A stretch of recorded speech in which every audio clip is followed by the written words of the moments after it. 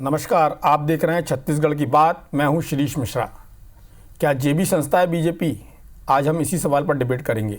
लेकिन ये सवाल हम नहीं पूछ रहे हैं, बल्कि प्रदेश के मुख्यमंत्री भूपेश बघेल का आरोप है। पार्टी की मौजूदा स्थिति पर तंज कसते हुए कांग्रेस के मुखिया ने कहा कि छत्तीसगढ़ बीजेपी पूर्व मुख्यमंत्री की जेबी संगठन बनकर रह गई है। ऐसे में सवाल उठता है, क्या मुख्यमंत्री भूपेश बघेल ने रमन सिंह के बहाने पार्टी पर बयान देकर एक तीर से दो निशाना साधे हैं? आखिर इस बयान के सियासी मायने क्या हैं? तमाम पहलुओं पर चर्चा करेंगे। पहले एक रिपोर्ट के जरिए समझते हैं क्या है पूरा मामला।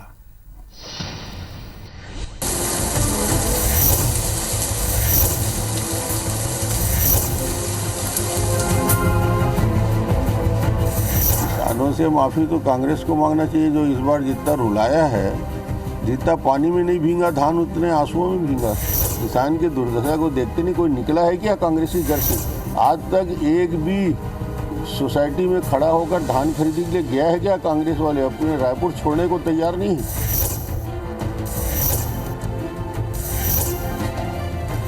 वो अपने आप को छत्तीसगढ़ समझ लिया है। रमन सिंह के आंसू बह रहे हैं क्योंकि किसानों ने ही उनको रुलाया है। जो 15 साल की सरकार 15 सीट में सिमट गई, वो उसका कारण ही किसान है। छत्तीसगढ़ में धान खरीदी को बंद हुए करीब एक सप्ताह होने को है, लेकिन सीएम और पूर्व सीएम के बीच जुबानी जंग थमने का नाम नहीं ले रही है। दोनों में से कोई भी हमला करने का मौका नहीं छोड़ता। हर रोज एक दूसरे पर आरोपों की बरसात हो रही है। सोमवार को रमन सिंह ने कांग्रेस और सीएम पर आरोप लगाया तो मुख्यमंत्री भूपेश बघेल ने भी पलटवार करते हुए कहा कि रमन सिंह खुद को छत्तीसगढ़ समझ रहे हैं। धान खरीदी से किसान नहीं, बीजेपी के आंसू बह रहे हैं। कांग्रेस के मुखिया यही नहीं रुके। उन्होंने रमन सिंह पर नया आरोप लगाया कि उनके रहते बीजेपी का भला कभी नहीं होगा, क्योंकि पार्टी पूर्व मुख्यमंत्री की जेबी संस्था बनकर रह गई है। पुरंदेश्वरी देवी अभी बहुत जल्दी थक जाएंगी। छत्तीसगढ़ रमन सिंह के जब तक के भारतीय जनता पार्टी में कब्जा रहेगा और उसमें कुछ नहीं होने वाला है, क्योंकि जो लोग काम करने वाले लोग हैं उनको दरकिनार कर दिया गया है और जो उनके जेबी कार्यकर्ता है उनको सब जिम्मेदारी दी गई है। तो भारतीय जनता पार्टी का भविष्य यहाँ नहीं दिखाई देता।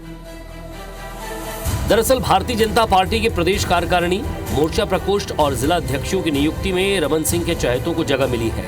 वहीं भाजपा युवा मोर्चा, पिछड़ा वर्ग मोर्चा और महिला मोर्चा और 5 जिला अध्यक्षों की नियुक्ति अब तक नहीं हो पाई है। ऐसे में जब रमन सिंह के बहाने कांग्रेस के मुखिया पार्टी पर सवाल उठाएं तो बीजेपी की तरफ से भी तीखा जवाब आया। माननीय पूर्व मुख्यमंत्री रमन सिंह जी को मुबारकबाद। इतना ही बोल कर के वो खुश रहें।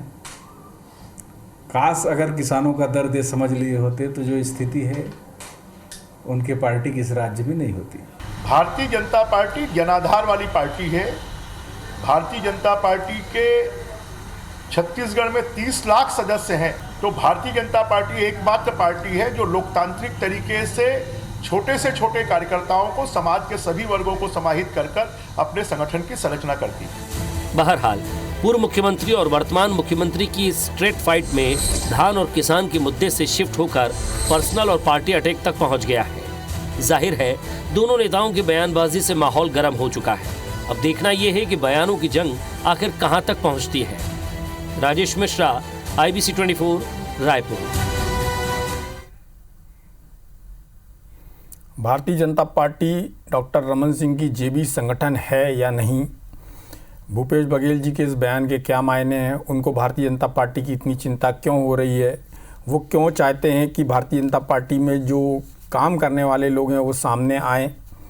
इन सब बातों पर चर्चा के लिए हमारे साथ 2 नेता हैं। एक भारतीय जनता पार्टी से हैं श्रीचंद सुंदरानी जी, पूर्व विधायक रह चुके हैं, और कांग्रेस से प्रखर प्रवक्ता और खादी ग्रामोद्योग बोर्ड के चेयरमैन राजेंद्र तिवारी जी हैं, जो अपने पठन पाठन और ओजस्वी बातों के लिए जाने जाते हैं।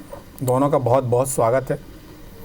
सबसे पहला सवाल तिवारी जी आपसे ही कर लिया जाए, क्योंकि जिस तरह से मुख्यमंत्री जी ने चिंता जाहिर की है, तो भारतीय जनता पार्टी की ये स्थिति तो उनके लिए बड़ी फ़ायदेमंद है या उनके अनुकूल है? उनको क्यों लगता है कि यदि काम करने वाले लोग पीछे हैं तो वो सामने आएँ? उससे तो उनका नुकसान ही होगा। कांग्रेस को कुछ तो नुकसान करेंगे यदि वो काम करने वाले लोग हैं। और यदि डॉक्टर रमन सिंह जी की ये जेबी संस्था है तो उसके लिए आपकी पार्टी को और आपकी पार्टी के नेता भूपेश बघेल जी को खुश होना चाहिए। नहीं डॉक्टर मिश्र, ऐसा है, जरूर खुश होना चाहिए अगर दुश्मन समझदारी की बात करे और छत्तीसगढ़ के हित की बात करे और ऐसी बात करे जो सर्वजन हिताय बहुजन हिताय हो, तो उसको सुनने में भी मजा आता है, उस सलाह को लेने में भी आनंद आता है। दुर्भाग्य से डॉक्टर रमन सिंह जी बुरी तरह से हारने के बाद एक तो उनके पार्टी के नेतृत्व को अब धीरे धीरे गलती समझ में आ रही है कि जिस आदमी के नेतृत्व में ऐतिहासिक पराजय हुई भारतीय जनता पार्टी की और वो पराजय लगातार बदस्तूर जारी रही, विधानसभा चुनाव में हारने के बाद में फिर जिस तरह से बाय इलेक्शन हुए उसमें हारने का क्रम जारी रहा, फिर नगरीय निकाय के चुनाव हुए, पंचायत के चुनाव हुए, हर जगह भारतीय जनता पार्टी बुरी तरह से हारती रही है। तो ये कांग्रेस के लिए तो फायदेमंद है, ये बात इसमें कोई शक नहीं जो आपने प्रश्न उठाया, मगर ये छत्तीसगढ़ के हित के दृष्टिकोण से इसलिए गलत हुआ है। पिछले कुछ दिनों से हम लोगों ने देखा कि अगर किसी के नेतृत्व में बुरी तरह से पराजय मिलती है तो सामान्यतः उसकी समीक्षा करके उसको दरकिनार किया जाता है। यहां पर भारतीय जनता पार्टी डॉक्टर रमन सिंह जी की जेबी संस्था बन गई है। ये जो शब्द कहा है हमारे लोकप्रिय मुख्यमंत्री भूपेश बघेल जी ने, वो सारगर्मी था, उसके पीछे तथ्य है, ऐसी हवा में बात नहीं कही है उन्होंने। और उसके पीछे कारण यह है कि आप देखिए पराजय के बाद भी जितनी भी नियुक्तियां हो रही है या नियुक्ति नहीं हो पा रही है उसमें सिर्फ और सिर्फ डॉक्टर रमन सिंह जी का हस्तक्षेप है, जिसके कारण न नियुक्ति हो पा रही है और जो नियुक्ति हुई भी है कुछ इक्का दुक्का चुनिंदा ठीक ठाक लोगों की नियुक्ति हो गई है, बाकी जिस तरह की नियुक्ति हुई है वो बेहद विवादास्पद है। उसका परिणाम ये हो रहा है कि हर जिले में बुरी तरह से लड़ाई चल रही है। भारतीय जनता पार्टी के कार्यकर्ताओं के बीच में अंतर्विरोध है। इनके अपने नेता, चाहे वो नंदकीराम जी कंवर हो, चाहे नंद कुमार साय हो, चाहे राम विचार के नेताओं हो, उन्होंने मुखर होकर के इस बात की आलोचना किया है, सार्वजनिक रूप से आलोचना किया है। और हमको तकलीफ ये हो रही है, कांग्रेस सरकार को और खासतौर से भूपेश बघेल जी को ये तकलीफ हो रही है जो छत्तीसगढ़ के आम लोगों की पीड़ा है कि भाई ये गलत जानकारी देने का काम करते हैं। तो आजकल ट्विटर वीर बने हुए हैं डॉक्टर रमन सिंह जी, घर से बाहर निकलते नहीं है, घर से बाहर निकले तो उनको छत्तीसगढ़ की वर्तमान स्थिति की जानकारी हो कि किस तरह से लोक कल्याणकारी काम हो रहे हैं और किस तरह से किसानों के हितों की रक्षा हो रही है, किस तरह से व्यापारी वर्ग के हितों की रक्षा हो रही है। और केंद्र सरकार को गलत जानकारी देने का काम किया इन्होंने, जिसका दुष्परिणाम यह हुआ कि छत्तीसगढ़ की सरकार, जिसको वायदा किया था केंद्र की सरकार ने कि हम 60 लाख टन चावल खरीदेंगे, अभी केवल 24 लाख टन चावल खरीदा है, क्योंकि उनको यह भ्रमित करने का काम किया डॉक्टर रमन सिंह जी ने कि भाई ये तो धान का समर्थन मूल्य 2500 रुपए दे रहे हैं। तिवारी जी, धान का समर्थन मूल्य 18 जी। मेरे 2-3 सवाल हैं और मैं छोटे छोटे उत्तर चाहूंगा उनका। आप बहुत सारी चीज़ें हम सबको मालूम है, रोज चर्चा में आती हैं और चूँकि आपका ज्ञान बहुत है और मैं चाहता हूं कि उसका मैं लाभ लूं, लेकिन समय की कमी रहती है। 2-3 सवाल ये हैं। एक तो पहली बात, आपकी पार्टी जैसे बोलती है कि डॉक्टर रमन सिंह को की जेबी संस्था है भारतीय जनता पार्टी यहाँ पर छत्तीसगढ़ में। दूसरा, साथ साथ आपके ही नेता भूपेश बघेल जी कहते हैं कि डॉक्टर रमन सिंह का उपयोग पार्टी कहीं बाहर नहीं कर रही, उनको दिल्ली में कोई महत्व नहीं देता। यदि दिल्ली में महत्व नहीं देता तो जैसे कि आपने कहा कि उनकी बात मानकर आपका चावल नहीं खरीदा जा रहा है, वो गुमराह कर रहे हैं। यदि वो गुमराह कर रहे हैं तो वो जनता के सामने आ जाएगा, क्योंकि चीज़ें छुपती नहीं हैं। दूसरी बात, एक ऑनेस्टली पूछना चाहूँगा कि जो पिछला चुनाव हुआ 2018 का, उसमें जनता ने कांग्रेस को जिताया कि भारतीय जनता पार्टी को हराने का मानस था जनता का? दोनों चीज़ों का संक्षिप्त उत्तर चाहूँगा। दोनों एक तरफ तो भारतीय जनता पार्टी से बुरी तरह से नाराज थे, डॉक्टर रमन सिंह जी से बुरी तरह से नाराज थे लोग बाग, और दूसरी बात, भूपेश बघेल जी के नेतृत्व में कांग्रेस ने इतना शानदार संगठन तैयार किया था, नहीं तो इस बुरी तरह पराजय नहीं होती। देखिए राजस्थान के और मध्य प्रदेश के भी चुनाव हुए डॉक्टर मिश्रा, आप इस बात को भली भांति जानते हैं, मगर यहां पर कांग्रेस ने वैसा नेतृत्व दिया कि जिसका सुपरिणाम इस रूप में आया कि भारतीय जनता पार्टी बुरी तरह से पराजित हुई है। और ये केवल भारतीय जनता पार्टी के प्रति नाराजगी के कारण नहीं था, नाराजगी तो थी, मगर नाराजगी के कारण हमको सत्ता मिलती, मगर जो जबरदस्त समर्थन मिला और जबरदस्त सत्ता मिली और एक तरफा प्यार दिया छत्तीसगढ़ की जनता ने, वो कांग्रेस संगठन और कांग्रेस के कार्यकर्ताओं की मेहनत का नतीजा था। और कांग्रेस संगठन के कार्यकर्ताओं को एक धागे में पिरोने का काम जिस बखूबी तरीके से भूपेश बघेल जी ने किया, जिसका सुपरिणाम ये था कि भारतीय जनता पार्टी की बुरी तरह से पराजय हुई। तिवारी जी, मेरा दूसरा एक और सवाल था कि जैसा आपकी पार्टी के लोग कहते हैं कि डॉक्टर, एक बात तो कहते हैं कि जेबी संस्था है, फिर दूसरी ओर ये भी कहते हैं कि उनको दिल्ली में कोई पूछ नहीं रहा, और तीसरी ओर ये भी कहते हैं कि उनका कहीं उपयोग, उनकी बात सुनकर वहाँ पर चावल नहीं लिया जा रहा है। तो यदि उनकी बात नहीं सुनी जा रही, या तो ये बात सच हो सकती, तो फिर चावल लिया जाना चाहिए, और यदि उनकी बात सुनी जा रही है और जो बाकी बात आप कर रहे हैं कि उनका उपयोग नहीं, तो फिर वो बात एकदम सही है। लेकिन दोनों में से कौन सी एक बात सही है? दोनों बातें तो सही नहीं हो सकती। या तो वजन नहीं मिल रहा, और यदि वजन मिल रहा है, मैं आपसे निवेदन करना चाह रहा हूं डॉक्टर मिश्र। पहली बात तो ये है कि इन्होंने एक सूत्री कार्यक्रम बना करके डॉक्टर रमन सिंह जी ने रखा कि किसी भी हालत में छत्तीसगढ़ के किसानों का भला ना होने पाए, और 2500 रुपए ये इनके इन प्रकार है, 1868 रुपए और 10,000 रुपए प्रति एकड़ जो देने की बात हुई है राजीव गांधी न्याय योजना के अंतर्गत, वो मिले। तो वो लगातार जब भी दिल्ली जाना हुआ, हालांकि बहुत कम गए, वो कोरोना के समय में घर से बाहर नहीं निकले, मगर जब भी उनकी बात हुई तो केवल एक बात कि ये तो 2500 रुपए में दे रहे हैं, 2500 रुपए में धान का समर्थन मूल्य दे रहे हैं।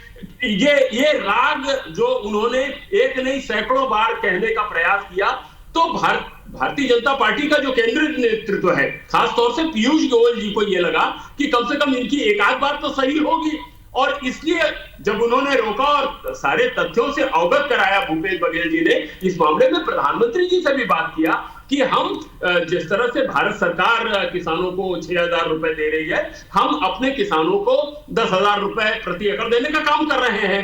मगर इस एक बात में दिग्भ्रमित करने में भारतीय जनता पार्टी के स्थानीय नेता, क्योंकि वो स्थानीय इसलिए है क्योंकि केंद्रीय स्तर पर उनको कोई जिम्मेदारी नहीं दी जा रही है, ये बात तो सर्वविदित है।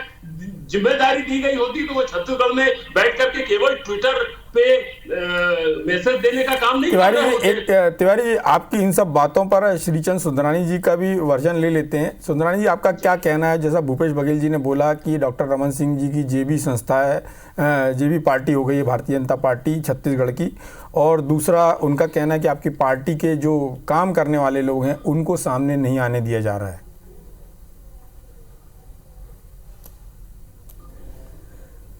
आदरणीय डॉक्टर शिरीष जी, मैं आदरणीय राजेंद्र तिवारी जी को भी सुन रहा था, आदरणीय भूपेश बघेल जी को भी सुन रहा था। मुझे लगता है कांग्रेस पार्टी आजकल कंफ्यूज्ड पार्टी हो गई है।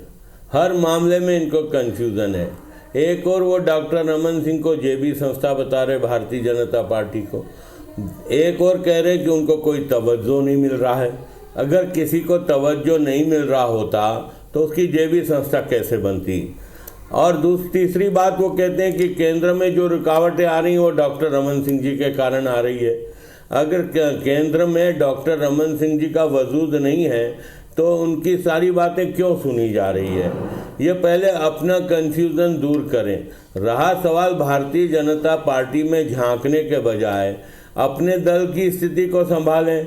4-5 महीने हो गए निगम मंडल की नियुक्तियों के, नहीं कर पा रहे, कहीं ना कहीं बड़े विवाद की स्थिति है। सरकार में 70 विधायकों का बहुमत अगर किसी सरकार को है तो हिंदुस्तान में 1-2 ही सरकारें होगी। उसके बाद यह इतनी भयभीत सरकार रही कि 70 विधायकों में 50 विधायकों को पद ये बांट चुके हैं। लाल बत्ती गाड़ी या लाभ के पद दे चुके हैं, हाउसिंग बोर्ड का चेयरमैन या अन्य विभागों के चेयरमैन बनाकर 50 से अधिक विधायकों को दे चुके हैं। जी, यहाँ पे आपको करेक्ट करना चाहूँगा, 55 विधायकों को मिल चुका है। जी जी डॉक्टर श्री, आगे आप अपनी बात कंटिन्यू कर सकते हैं। 55 को मिल चुका है और 5-7 को और मिलेगा। मैंने एक डॉक्टर श्री जी, मैंने एक फिल्म देखी थी आज का एमएलए। मुख्यमंत्री के अलावा जितने एमएलए थे सारे उप मुख्यमंत्री था। तो ये स्थिति आज छत्तीसगढ़ की बन गई है। लगभग सारे के सारे इतने भयभीत हैं ये, मतलब जिसके पास इतना भारी बहुमत हो। और ये डॉक्टर रमन सिंह जी से का वजूद नहीं है, डॉक्टर रमन सिंह जी को कोई नहीं पूछ रहा पार्टी में, तो ये इनके लिए तो अच्छी खबर है, खुश रहना चाहिए। ये डॉक्टर रमन सिंह जी से इतने भयभीत हो गए हैं कि जिस प्रकार से जनता अब डॉक्टर रमन सिंह जी की ओर देखने लगी है। पिछले 3 महीने से जिस प्रकार भारतीय जनता पार्टी डॉक्टर रमन सिंह जी के नेतृत्व में सड़क पे उतरी है, और अभी आपने किसान आंदोलन देखा, अब आदरणीय राजेंद्र भैया को नहीं दिख रहा है या भूपेश बघेल जी को नहीं दिख रहा है, तो हमें दिखाने के लिए थोड़ी हमने किया है। ये तो इसके लिए तो आपको कांग्रेस नेतृत्व का और भूपेश बघेल जी का आभारी होना चाहिए कि उन्होंने आपकी पार्टी के नेता का फिर से उनको फिर से सामने लाने का काम किया, उनको मुख्य विपक्ष के रूप में देखना शुरू किया है, उनको भारतीय जनता पार्टी के एकमात्र नेता के रूप में बहुत धन्यवाद देता हूं मुख्यमंत्री जी को। बहुत अच्छी बात है, आप अपनी बात को वैसे कंटिन्यू करें। डॉक्टर साहब को ये एकमात्र नेता के रूप में देख रहे हैं।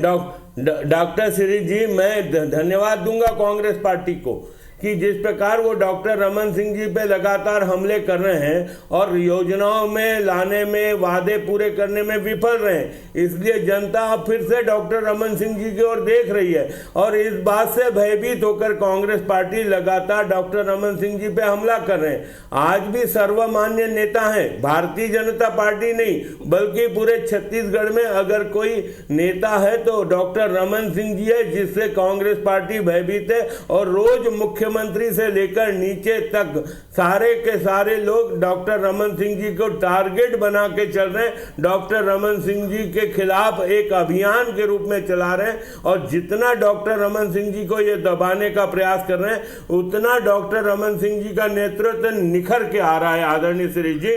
तो मैं तो दूसरी बात कहूंगा, कांग्रेस पार्टी को दूसरी पार्टियों में झांकने की जरूरत नहीं है। हम 14 सीट पे आए, इस बात का इनको बड़ा गुमान है। अरे पूरे देश में कांग्रेस पार्टी का सुपड़ा साफ हो गया। जी डॉक्टर श्री जी, कांग्रेस के लोग लगातार एक बात कहते हैं कि भारतीय जनता पार्टी बुरी तरह हारी छत्तीसगढ़ में डॉक्टर रमन सिंह जी के नेतृत्व में। मैं पूछना चाहता हूं, 2 लोकसभा के चुनाव जो आदरणीय मोदी जी के नेतृत्व में भारतीय जनता पार्टी और राहुल जी के नेतृत्व में कांग्रेस पार्टी लड़ी, कांग्रेस पार्टी का पूरी तरह देश से सफाया हुआ। 450 सांसदों की पार्टी 50-55 में जाके सिमट गई।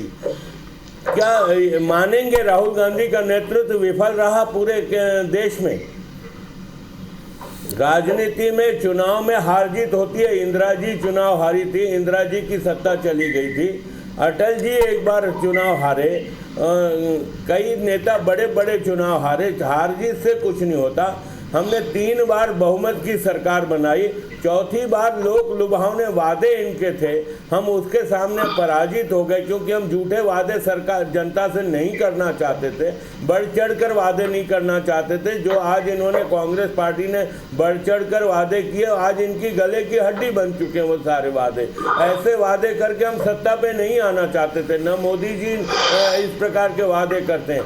आज ये मैं पूछना चाहता हूँ आदरणीय राजेंद्र भैया, मेरे बड़े भाई हैं, बड़ा सम्मान करता हूँ, क्या राहुल गांधी जी के नेतृत्व को देश की जनता ने नकार दिया?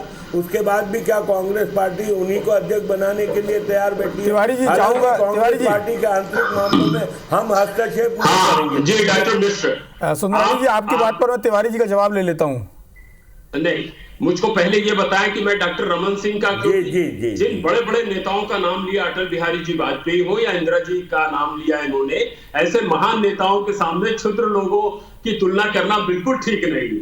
चाहे इस पार्टी के हो चाहे उस पार्टी के है, जिनके नाम श्रीचंद भाई ले रहे हैं, बहुत बड़े नेता हैं। और जहां तक मोदी जी के जीत करके आने की बात है, मैं भी सम्मान करता हूँ आदरणीय राजेंद्र भैया, बड़े सम्मान के साथ कहा है। नहीं, उसके पीछे कारण राहुल गांधी जी भी देश के महान नेताओं में होंगे आदरणीय राजेंद्र भैया की बात करें। और वातावरण, अब वैसे अगर मैं बात करने लग जाऊं राष्ट्रीय स्तर पर, तो हिटलर भी बड़े प्रचंड बहुमत से जीत करके आए थे और यही राष्ट्रीयता का नारा लगाया था उन्होंने। और विश्व युद्ध में विजय पाने के बाद भी चर्चिल चुनाव हार गए थे। अगर राष्ट्रीय परिवेश की बात करेंगे तो बहुत लंबा समय दीजिए डॉक्टर मिश्र, मैं उसकी विशद व्याख्या करना चाहूंगा कि किन परिस्थितियों में और किन कारण से मोदी जी जीत करके आए हैं।